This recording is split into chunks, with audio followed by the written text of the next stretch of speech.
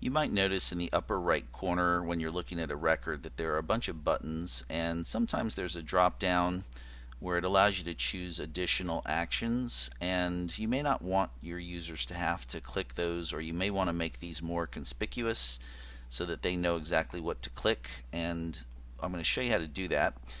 One of the things that we'll do is notice that we're on the contact object. We can see that from the tab is highlighted, and also the top here says that this is a contact record.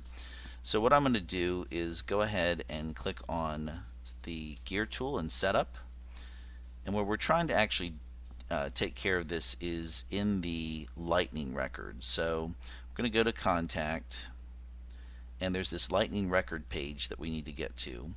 And right now there isn't a lightning record page that we have active. So I'm going to go ahead and make a new lightning record page. So record page is what you're looking at when you're looking at an individual record. I'm going to go ahead and click next. And I'm going to call this the lightning contact layout. And I'm going to do I'll do a 3-column. The object, as I said, was a contact, so we'll go ahead and type that in. And then it asks me what is the actual format that I want. So I wanted a 3-column, so I'm just choosing this header with 3 regions. You can choose whatever shape you want. If you look at some of these, you can get an idea of how things are going to lay out. I'm a big fan of 3 regions. And then it gives me this kind of drag and drop component, tile, whatever you want to call this layout. And so I almost always do my activities either on the far right or here. I'll go ahead and put them over here. I typically do my record details in the left side. I will do all of my related lists. I do kind of the quick links to anything related to this record. And then oftentimes I will do the related lists all after that so that I can see them in a glance. And then at the very top we have that highlight panel. So I'll put the highlights up there, and what I'm going to do is on the very top you'll notice that when I click on this, each of these is a context specific manual. So when I click on this, the menu over here is going to change. When I'm talking about quick links, it'll show what's over here. When I talk about related lists, it will show me information about related lists over here.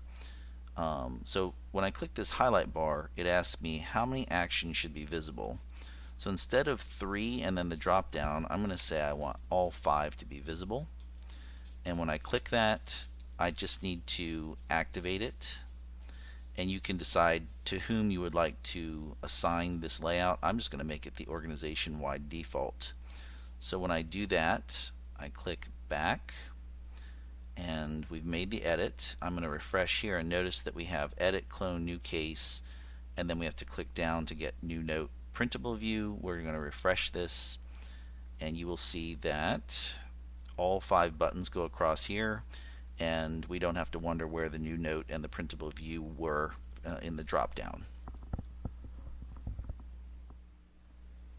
We hope you found this video valuable, and if you did, please give us a like. You can also use the link in the upper left corner to subscribe and stay informed about future videos we'll be posting soon.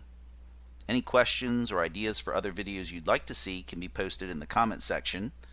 And if you want to keep learning more Salesforce basics in a logical order, just click on the video link in your upper right corner.